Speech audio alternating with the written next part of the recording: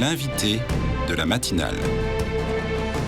KTO Radio. Bonjour à tous, en ce début 2024, pour parcourir les grands événements de l'année qui vient dans l'actualité internationale, nous avons invité Jean-Baptiste Noé, professeur de géopolitique et d'économie politique à l'Institut Albert Legrand à Angers et rédacteur en chef de la revue Conflit. Bonjour et bonne année, merci d'être avec nous. Bonjour, merci pour votre invitation.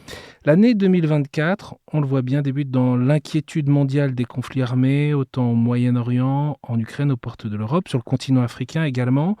C'est peut-être l'inquiétude qui prédomine. Vous écriviez l'an dernier un ouvrage intitulé « Le déclin d'un monde » aux éditions de l'Artilleur.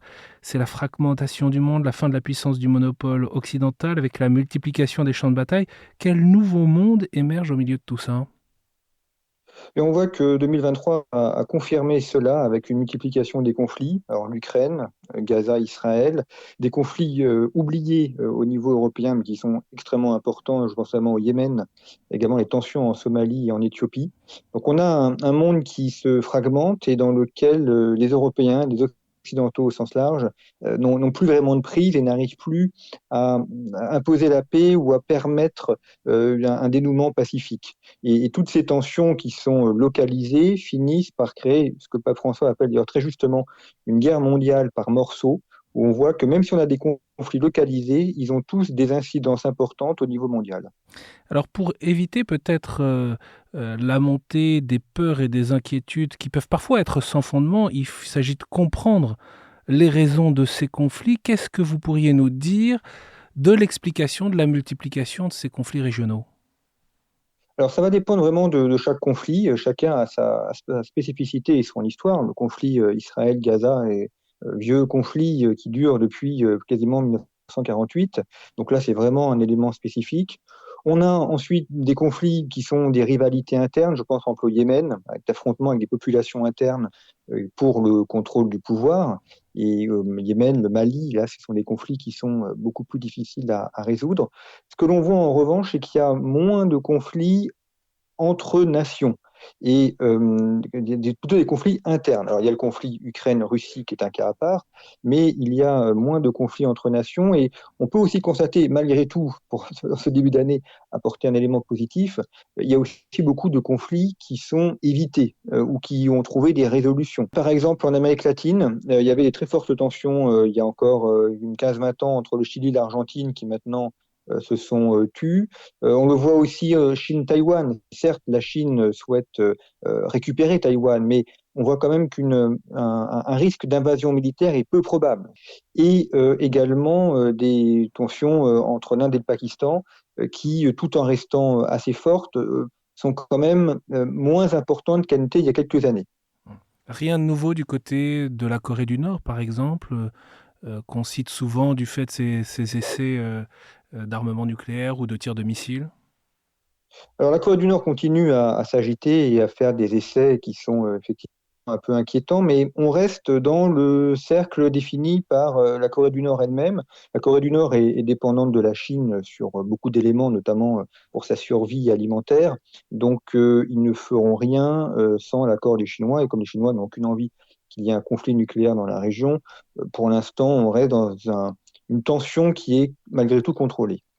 Et puis pour évoquer les situations sur le vaste continent africain. Il y a aussi beaucoup de tensions, de conflits qui passent souvent sous le radar des médias, en tout cas en Europe, et qui pourtant sont réels et font souffrir les populations. La nature de ces conflits, qu'est-ce que vous souhaiteriez nous en dire ? Alors là aussi, ça va dépendre évidemment des pays, mais on a souvent des conflits qui ont des origines d'affrontements entre ethnies ou entre populations. Je pense notamment au conflit qu'il y a au Congo, qui est un des grands conflits oubliés alors qu'on est à plusieurs centaines de milliers de morts, qui dure depuis une dizaine d'années, d'affrontements avec des meurtrissures très fortes des populations civiles.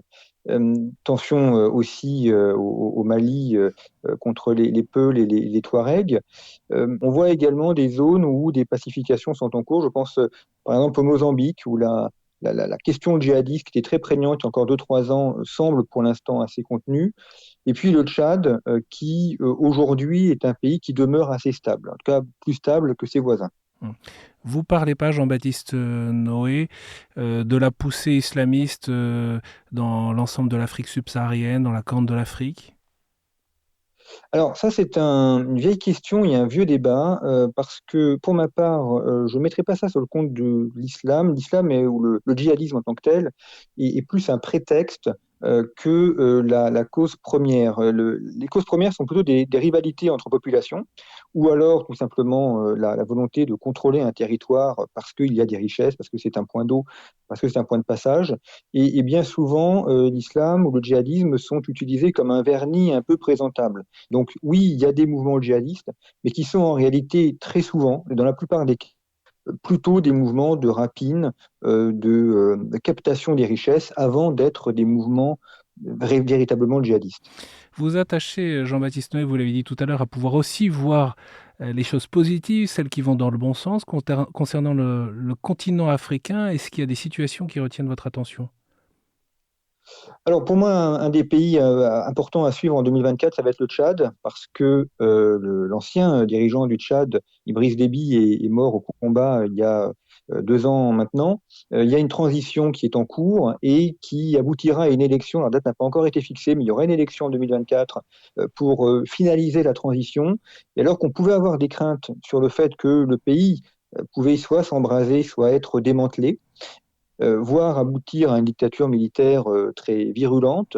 Pour l'instant, ce n'est pas le cas, et on s'oriente plutôt vers une transition politique plutôt pacifiste. Alors il faut évidemment toujours mettre le conditionnel et être prudent, mais c'est plutôt vers ce sens-là que l'on va. 2024 sera une année importante pour le Tchad, et quand on compare avec ce qui se passe au Mali, au Burkina Faso ou en Centrafrique, le Tchad s'en tire mieux, et c'est une pièce maîtresse très importante pour la stabilité africaine et aussi pour les partenariats avec la France. Parmi l'actualité internationale qui va marquer l'année 2024, il y a évidemment l'échéance des élections américaines, le 5 novembre au scrutin indirect. Au-delà du populisme de Donald Trump, de l'âge de Joe Biden, en quoi cette échéance peut marquer à la fois les États-Unis et le monde entier? Moi, ce qui me surprend surtout, c'est de voir que les États-Unis n'arrivent pas à renouveler leur personnel politique. C'est-à-dire que quoi qu'on pense de Donald Trump ou de Joe Biden, ils ont leur âge, qui s'approche quand même des 80 ans, sont des gens qui sont là depuis très longtemps dans le parcours politique. Et on voit que les États-Unis n'ont pas réussi à renouveler leur tête d'affiche, à renouveler leur président. Et ça, c'est probablement le plus inquiétant parce que les États-Unis, quoi qu'on en pense, reste un modèle. Tu vois, il se présente eux aussi comme un modèle en termes de démocratie. Et si on a le modèle qui s'essouffle et qui n'arrive pas à montrer un dynamisme démocratique, c'est inquiétant pour tous ceux qui soutiennent la liberté politique, le pluralisme et la démocratie à travers le monde. Et pour le coup, la vision des républicains et des démocrates aux États-Unis n'est évidemment pas la même sur la présence des États-Unis et l'influence des États-Unis dans le monde. Pour vous, quel est l'enjeu, quel est le point d'attention? Alors, effectivement, on revient à un clivage très classique aux États-Unis entre interventionnistes et isolationnistes. Les démocrates sont d'ailleurs de façon traditionnelle plutôt interventionnistes. Les républicains étaient plutôt isolationnistes, ensuite ont été interventionnistes, et Donald Trump a renoué avec l'idée qu'il fallait être davantage isolationniste. Lui a d'ailleurs clairement dit les choses en disant qu'il arrêterait de soutenir l'Ukraine. D'ailleurs, les républicains n'ont pas voté le développement des crédits à l'Ukraine. Et puis, il y a aussi une grosse question pour l'Europe, parce que Donald Trump se montre très réticent à l'égard de l'OTAN. Il trouve que l'OTAN, ça coûte très cher aux États-Unis et que ça sert uniquement à protéger les Européens. Alors, tous les présidents américains pensent ça, mais personne n'a osé franchir la ligne rouge qui était de supprimer l'OTAN. Et il n'est pas impossible que si Donald Trump est réélu, il baisse drastiquement les crédits américains, voire même qu'il quitte l'OTAN et qui laisse les Européens se débrouiller avec leurs problèmes militaires. Tout ça, c'est une menace qui est à prendre au sérieux et sur lequel les états-majors européens feraient bien de travailler. On va parler dans un instant de l'Europe, mais sur les États-Unis, évidemment, le monde économique est structuré et en même temps dépendant de la rivalité économique entre la Chine et les États-Unis. Quelle évolution possible en 2024?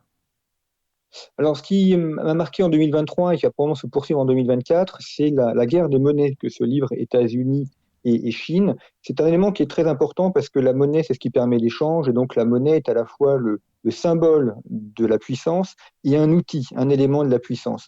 Et on a vu en 2023 que le dollar a décliné dans l'usage des transactions internationales, et que le renminbi, la monnaie chinoise, prend une place de plus en plus importante. Alors, il n'y a pas encore d'égalité entre les deux, mais la place de la monnaie chinoise est en train d'augmenter, et c'est un élément qu'on verra probablement en 2024, c'est-à-dire de plus en plus un usage du renminbi, notamment en Asie, ainsi que dans les relations entre la Chine et l'Afrique.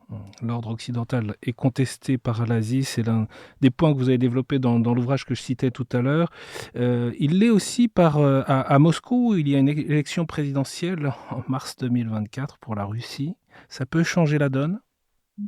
Oh, ben là, il n'y a pas trop de surprise. Vladimir Poutine sera réélu, hein, ça, il y a aucun problème. En revanche, ce qui est intéressant, c'est que d'abord, les élections, malgré tout, ont lieu.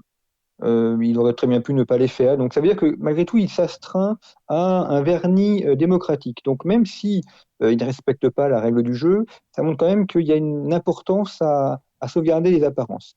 Et puis l'autre élément, et ça c'est quand même la grande question qu'on se pose sur la Russie depuis de nombreuses années, c'est quoi après Vladimir Poutine?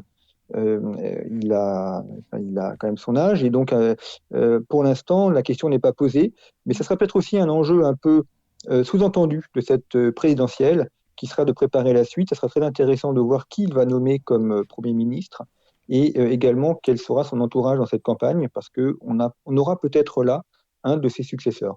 Au registre des élections, on peut citer en Europe, et on en vient à l'Europe, à parler des élections pour le Parlement européen du 6 au 9 juin dans les pays membres. Pour la France, ce sera le dimanche 9 juin. Est-ce que vous en attendez un impact? Vous parliez tout à l'heure de la guerre en Ukraine. Et plus largement, quelles peuvent être les conséquences et les attentes? Alors en Europe, les États restent quand même ceux qui sont maîtres à bord. Donc le Parlement a une importance, mais qui n'est pas une importance fondamentale et qui ne peut pas véritablement influer la politique étrangère. En revanche, ce qui va être intéressant, c'est de voir quelle va être la part des partis traditionnels et des partis plutôt réticents à l'égard de l'Union européenne, et notamment s'ils arrivent à s'allier entre eux. Je pense par exemple au parti Viktor Orban en Hongrie. Est-ce qu'il arrivera à faire une alliance intéressante avec la Fratelli d'Italia en Italie, ou avec d'autres partis qu'on qualifie d'eurosceptiques, mais en tout cas qui ont une vision un peu plus critique de l'Union européenne. Là, ça sera un élément intéressant, parce que ça n'est que le reflet de ce que pensent les lecteurs européens. Donc ça donnera aussi une indication sur la manière dont l'Union européenne est aujourd'hui perçue par ceux qui l'habitent. Et 2024 peut-il donner des espoirs de résolution du conflit en Ukraine? Alors, c'est fort possible, mais ça ne sera pas forcément au bon compte des Ukrainiens. Les Ukrainiens sont à bout, hein, ils manquent de munitions, ils sont aussi à bout en termes de soldats, de ressources humaines.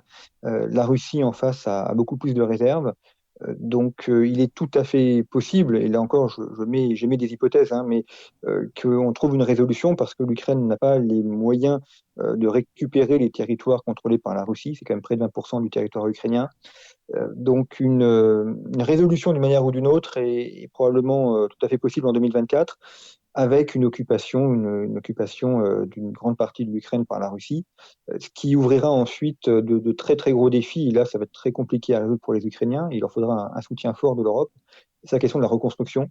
Il y a énormément à faire. Reconstruction matérielle, hein, des villes, mais aussi reconstruction politique et reconstruction économique. Jean-Baptiste Noé, dernière question. On sait que le pape est très engagé sur le front de la paix, en faveur du dialogue, pour établir des ponts entre les belligérants, dénonçant à la fois la dévastation de la guerre et le commerce des armes. Dans quelle mesure l'Église catholique peut-elle contribuer à la paix dans le monde? Bien, comme elle le fait depuis déjà de nombreuses années, d'abord en montrant les conflits, en les désignant, c'est très important. Il y a beaucoup de conflits qui sont oubliés, et une des actions importantes du pape, c'est de mettre ces conflits oubliés sur le devant de la scène médiatique. C'est utile, hein, ça évite qu'ils soient complètement oubliés. Et puis ensuite, en servant, en jouant les médiateurs, le pape intervient déjà, la diplomatie vaticane joue ce rôle, alors qui est un rôle difficile, patient, hein. La paix est toujours longue à mettre en place, mais ce rôle de médiateur est très important. Le Saint-Siège a une vraie légitimité pour ça, et sur la question ukrainienne, par exemple, sur la question de Gaza, il pourrait jouer ce rôle de médiateur, c'est tout à fait dans son ressort et ça serait utile pour chacune des parties. Merci beaucoup pour ce panorama des réalités du monde de cette année 2024 qui est devant nous, à la fois avec vos préoccupations, on l'entend, vos décryptages et aussi vos espoirs. Merci infiniment d'avoir été avec nous, Merci à Jean-Baptiste vous. Noé. Je rappelle que vous êtes professeur de géopolitique et d'économie politique à l'Institut Albert Legrand à Angers et rédacteur en chef de la revue Conflit.